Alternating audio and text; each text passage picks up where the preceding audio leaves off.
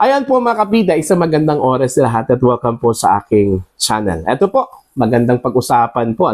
Ito hong naging pahayag po ngayon ni DOJ Secretary Boying Rimulya po mga kabida. Ito po ay patungkol ho sa pag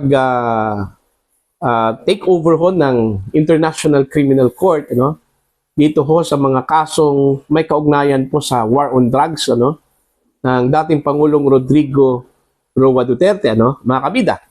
Kasi ang sabi po niya hindi ho nilang magawang litisin ito hong mga kasong ito dito sa Pilipinas dahil daw wala hong mga ebidensya, Sinira daw yung mga ebidensya, pati yung blotter, investigasyon po ng scene of the crime, Okay? DNA, mga kabida.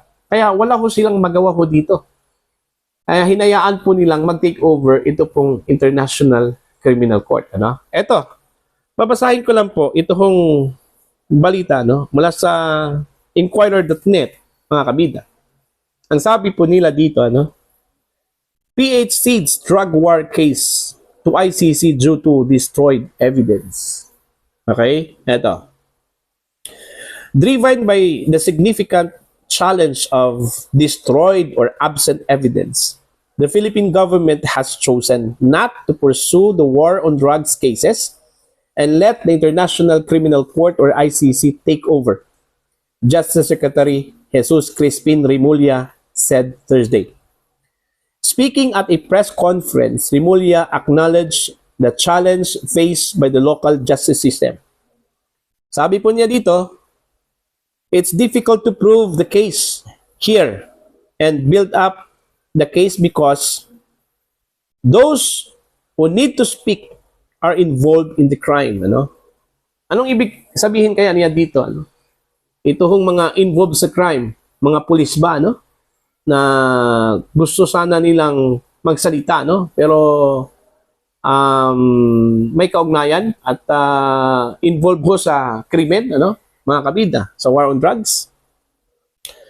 He further elaborated on the systemic issues with evidence, lamenting there's nothing, not even a police report. You don't have a scene of the crime investigation. You don't have ballistics. You don't have DNA. We need to recreate and redo the case build-up. It's not very easy. Everything that could be erased was erased so that the cases would not push through. Rimulya said, that's why this has reached the ICC. Ayun. So malinaw po na wala hong ebidensya, wala hong investigasyon, walang DNA, walang police report, Yung mga taong na supposedly na magsasalita ho dito involved do sa crime, mga kabid. Kaya ang ibig sabihin po, kahit yung mga kamay po ng mga investigador ho dito, yung justice system hindi ho kayang i-try ito hong kasong ito. Kaya nga nagdesisyon ito hong gobyerno na ilipat na lang po sa International Criminal Court.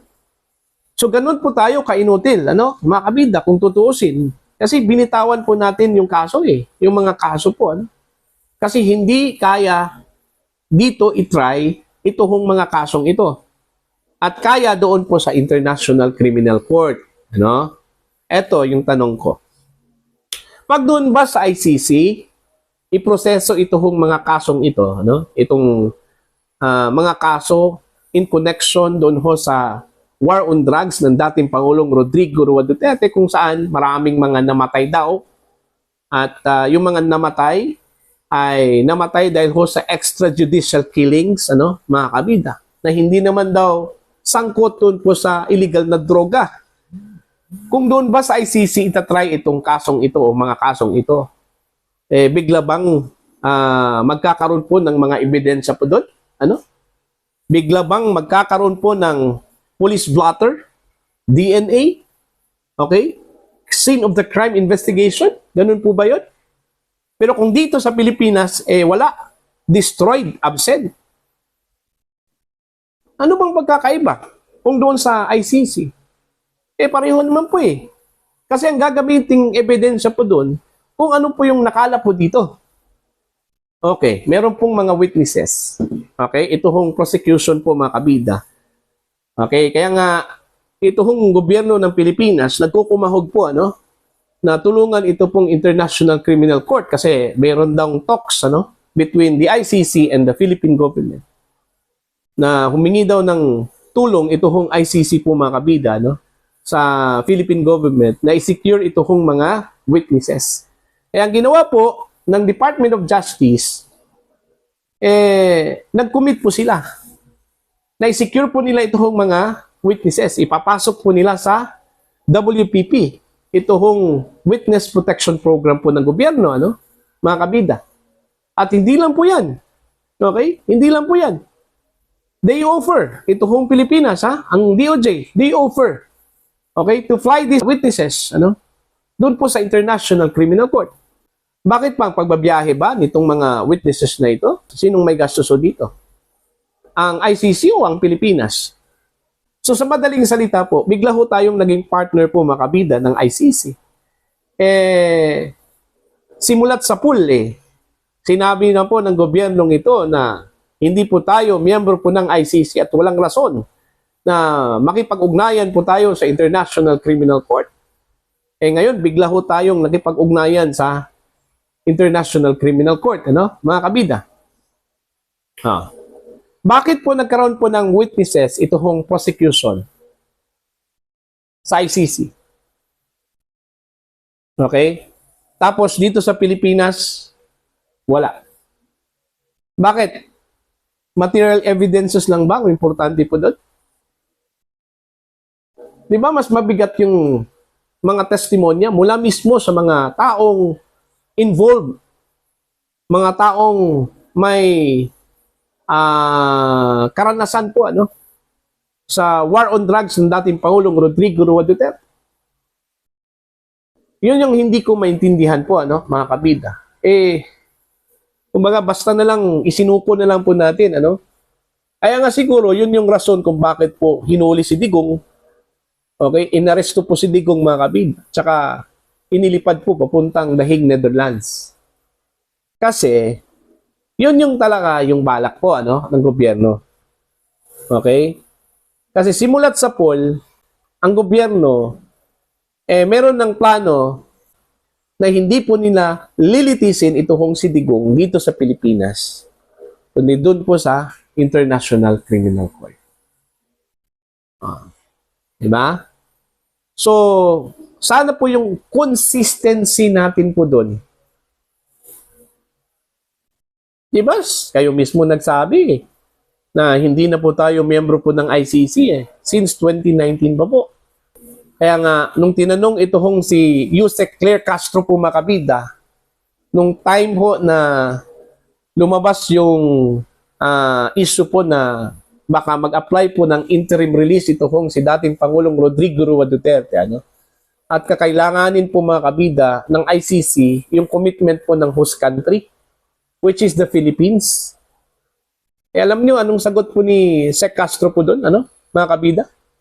Hindi ho makikipag-ugnayan ang Pilipinas sa ICC. Dahil hindi na ho daw tayo miyembro po ng ICC.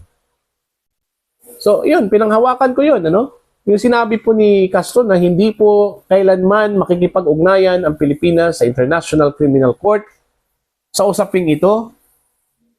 Kasi hindi ho tayo miyembro po ng ICC, mga kabida. Ngayon, bigla hong nakipag-ugnayan po tayo, Kaya lumitaw yung totoong kulay po, ng Marcos administration. Yung inconsistency nga, yun yung tinatanong ko po dito, mga kabida. Tapos sasabihin lang po, na dahil wala akong ebidensya, dahil destroyed daw yung mga ebidensya, walang police report, walang DNA, walang scene of the crime investigation, napilitan ho silang ilipat ito hong mga kasong ito sa International Criminal Court, mga kabida. Kaya nga, nalilito po ako dito sa action po ng DOJ, kasi hindi ko maintindihan yung pagkakaiba po ng paglilitis dito sa Pilipinas at saka sa ICC. Mga kabida. Ibig sabihin ho ba na doon sa ICC, ang gagamitin lang po ng prosecution, ito hong mga testimonial evidence lang po, ano? Ng mga witnesses po nila, daw, mula sa Pilipinas. Wala hong material evidence po, ano, mga kabida. Oh, kung kaya po sa ICC po, bakit hindi ho natin kaya sa Pilipinas? Yan yung tanong. So, bahala na po kayo, mga kabida. Kayo na po, ano, ang mag-interpret ho dito. Okay? Your assessment. Alright? So, sa mga gusto hong mag-comment sa aking post, dito sa aking video, okay? Please comment down. Sa mga hindi pa po subscribers sa aking channel, mga kabida, please subscribe. Just click the subscribe button. Click the notification bell, click all para updated po kayo sa aking mga uploads. Maraming salamat po sa inyong lahat.